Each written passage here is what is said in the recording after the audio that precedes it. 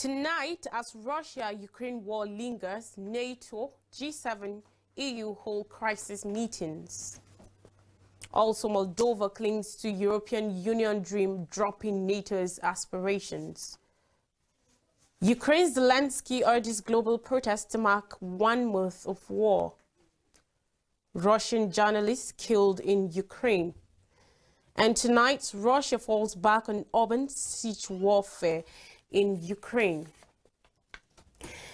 Good evening, International News Desk with me, Lois Tureki. Many thanks for joining us. We've been talking a lot about the Russian-Ukraine crisis as Western leaders are gathering in Brussels for back-to-back emergency meetings of NATO, G7 and the European Union to draft up strategies to ramp up pressure on Russian President Vladimir Putin as his country's attack of Ukraine enters the second month. The President of the United States, Joe Biden, is probable to join all three of Thursday's meetings. The U.S. leader arrived in the European diplomatic capital late on Wednesday and is expected to drive allies to pass new sanctions on Russia, which has already seen its economy crippled by a steady stream of bans, boycotts and penalties over the last 4 weeks. Though the West has been widely unified in challenging Russia after it invaded Ukraine, that unity will likely be tested at the cost of war chip at the global economy. Biden's national security advisor, Jake Sullivan, said, according to reports, what we would like to hear is that the resolve and unity that we've seen for the past month will endure for as long as it takes. The energy crisis aggravated by the war will be a predominantly hot topic at the European Council summit, where leaders from Spain, Portugal, Italy and Greece are hoping for an urgent, coordinated bloc-wide response. Olaf Scholz, German Chancellor, has discarded calls to boycott Russian energy supplies, saying it will cause significant damage to his country's economy, while the head of the European Union's executive arm has called for the U.S. to increase deliveries of liquefied natural gas so that the 27-nation bloc could lessen its dependence on Russian gas.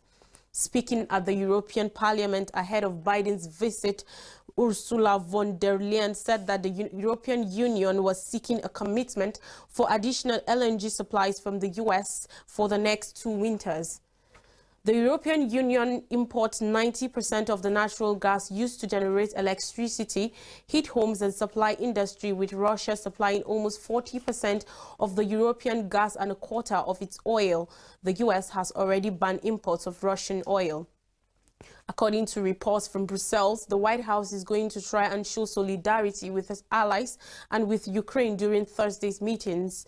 The NATO summit will look at beefing up security, while the European Union and G7 summits will likely focus on ramping up sanctions against Russia. NATO Secretary General Jens Stoltenberg said ahead of Thursday's meeting, the alliance's leaders are likely to agree to station more forces in Eastern Europe to prevent a potential Russian attack and send more assistance to Ukraine, including equipment to help Kyiv defend itself against chemical, biological, radiological and nuclear threats. However, he declined, not saying whether such an attack will be a red line that might drag NATO into war.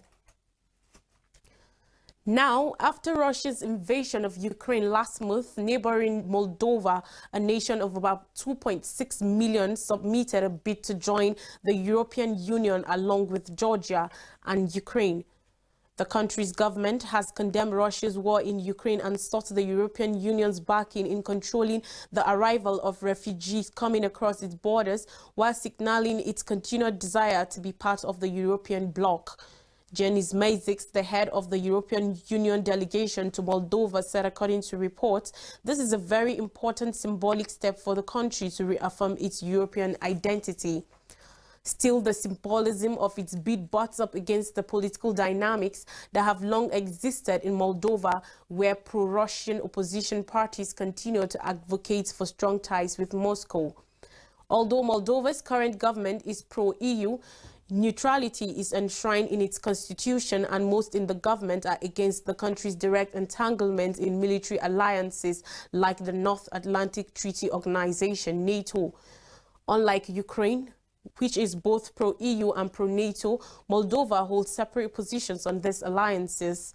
Denis Konusa, a Moldovan analyst with the European Eastern European Studies Center said politicians from both sides in Moldova maintain that neutrality is significant, which is a key difference from a security perspective.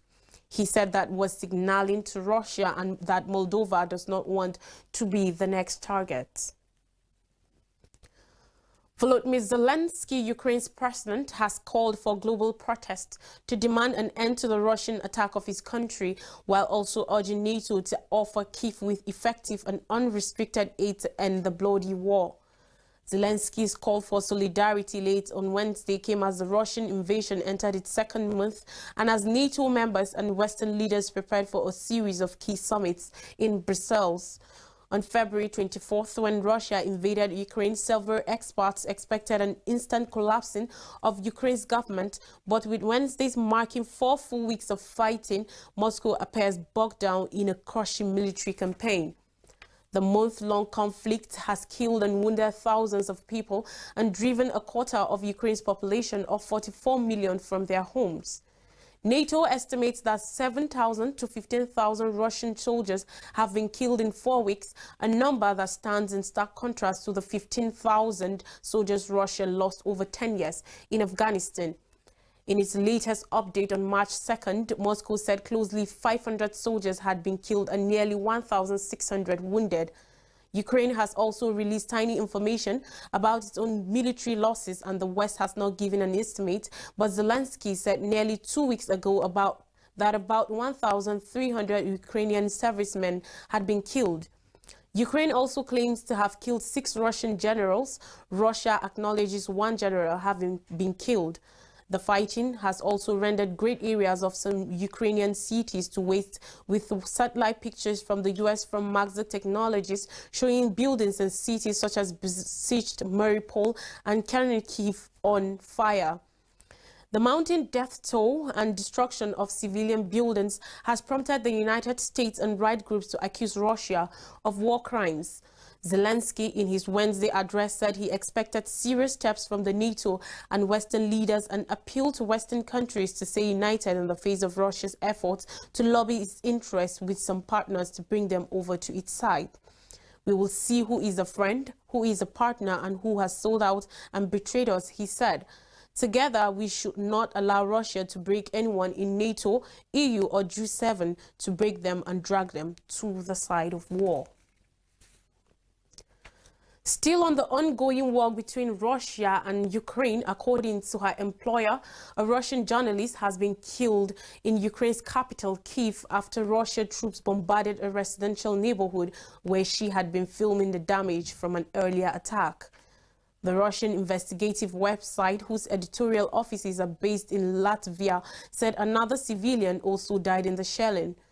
2 other people who were with the Russian journalist were also wounded and admitted to hospital, it said. After Russia invaded Ukraine months ago, Bolina filed numerous reports from Kyiv and Lviv in western Ukraine. The insider expresses its deepest condolences to Oksana's family and friends. It said, adding that it will continue to cover the war in Ukraine, including such Russian war crimes as indiscriminate shelling of residential areas, killing civilians and journalists. Tomilenko's group earlier on Wednesday said a cameraman for a local television station in the besieged southern city of Mariupol had also died. Other journalists killed during the Russian invasion of Ukraine include a U.S. videographer, a French-Irish cameraman, and a Ukrainian producer. A month after Russia launched a full-scale invasion of Ukraine, the Russian army has failed to effect a swift takeover of its neighbor and install a pro-Kremlin puppet government in the capital, Kyiv. The Russian plot to surround key cities with speedily inserted airborne forces and group troops driving along major roads depend on the assumption that Ukrainian resistance will be chaotic and light. Instead, resistance has been violent from both the regular Ukrainian army and volunteer and reserve forces across most of the country. Meanwhile, efforts to assassinate or kidnap President Volodymyr Zelensky and other key leaders at the national and local government levels were thwarted by rapid Ukrainian action and poor Russian operational security measures. Throughout the first month of the campaign, Russian troop morale has also been generally low, and tactical coordination between forces very poor.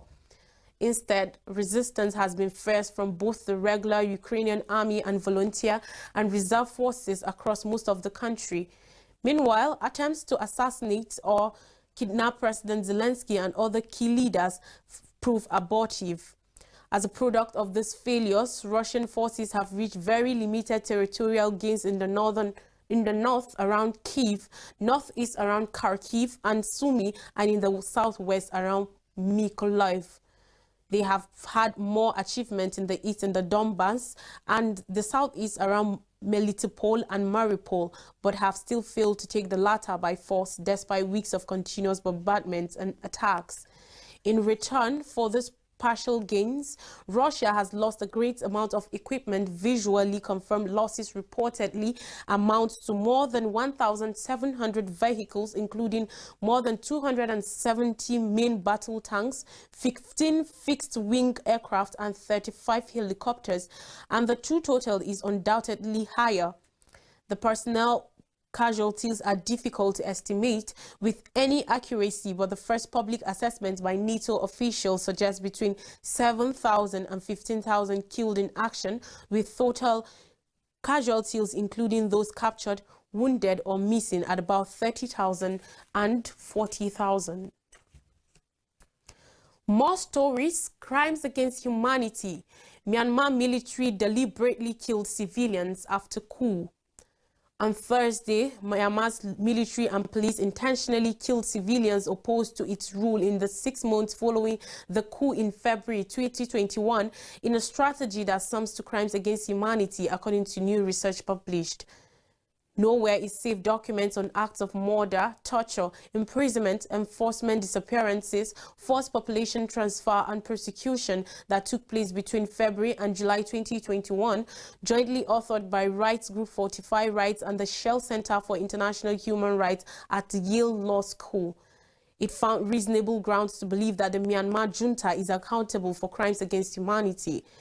It also named 61 senior officials who should be examined and potentially prosecuted for the alleged abuses, including coup leader and armed forces chief Int'L and his deputy Shu Wing.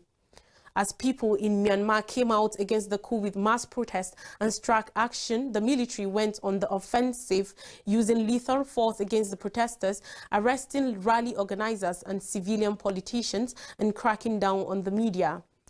According to testimony from some 128 witnesses, including protesters, medics, and some former members of the armed forces, report shows how the military used snipers and live ammunition against civilians, with doctors describing a significant number of deaths from single bullet wounds to the back of the head or through the heart. The United Nations, in its first comprehensive human rights report on Myanmar since the coup, said last week that the military had engaged in systematic human rights violations, many amounting to war crimes and crimes against humanity. It said the security forces had shown a flagrant disregard for human life, using air raids and heavy weapons on populated areas and deliberately targeting civilians. Matthew Smith, Fortify Rights CEO, said Thursday report joined with United States determination earlier this week that the military had committed genocide against the Rohingya in 2017 should offer the necessary conditions for the international community to take concrete action on Myanmar, as they had done against Russia over its invasion of Ukraine. The report made 28 recommendations, including that the United Nations enforce a global arms embargo on the Myanmar military and the government engage with national unity government established by coup opponents and elected politicians to represent the people of Myanmar. Parts of engine discovered in Eastern China plane crash search. Following the Eastern China plane crash earlier reported, recovery teams in China have discovered part of an engine of the China Eastern Airlines passenger plane that crashed into a mountainside with 132 people on board as they searched for the aircraft's second black box through mud and rain. The first blackboard cockpit voice recorder was found on Wednesday and was in a relatively good condition based on an early assessment, a Civil Aviation Administration of China CAAC official said, according to reports. The recording material was being sent to Beijing for analysis, the official said. The cockpit voice recorder is likely to provide investigators with details of the communications between the three pilots who were on the Boeing 737-800 plane. On Monday, flight MU-5735 was on its way from the southwestern city of Kunming to Guangzhou when it abruptly fell from its cruising altitude at about the time when it should have started its descent for landing. The plane briefly appeared to pull out of its nosedive before plummeting again into a heavily forested hillside in the mountainous Guangxi region of southern China, according to flight tracking website Flightradar24. Chinese authorities said the pilots did not respond to continuous calls from air traffic controllers during the rapid descent.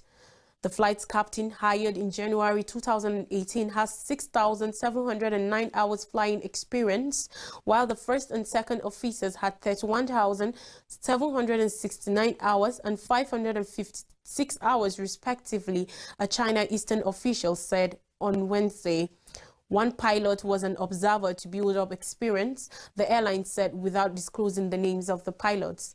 The crash investigation is being led by China, but the United States has been invited to take part because the aircraft was designed and manufactured in the United States of America.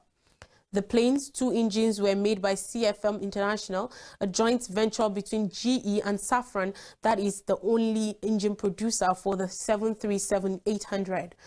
On Wednesday, the U.S. National Transportation Safety Board said it had not yet determined if investigators would travel to China in light of stringent visa and quarantine requirements. Lastly, India reprimands China Foreign Minister over Kashmir before expected visit. Wang Yi, China's foreign minister, has drawn a rebuke from the Indian government ahead of its expected but unproven visit to New Delhi on Friday, upsetting his host with remarks made in Pakistan this week regarding the disputed Kashmir region. Relations between the two nuclear-armed Asian powers turned icy 2 years ago after a fatal border clash in the Ladakh region of Kashmir, and Wang will be the first high-level Chinese official to visit since that time. Attending a conference of the Organization of Islamic Cooperation, OIC, in Pakistan on Tuesday, Wang said that China shares the same hope as the OIC on Kashmir, a Muslim-majority region which both India and Pakistan rule in part but claim in full. India has been fighting an armed rebellion in Indian-administered Kashmir for decades, and the OIC has long advocated Kashmiris' inalienable right to self-determination. The Indian Foreign Ministry said in a statement late on Wednesday, "We reject the uncalled reference to India by the Chinese Foreign Minister Wang Yi. Matters linked to the Union territory of Jammu and Kashmir are completely the internal affairs of India. Other countries, including China, have no local standing right to comment. They should note that India refrains from public judgment of their internal issues." And that's it on International News Desk this Thursday. I am Lois Jureki. But remember, keep smiling because life is a beautiful thing and there's so much to smile about. Thank you for the privilege of your time. Have a good night.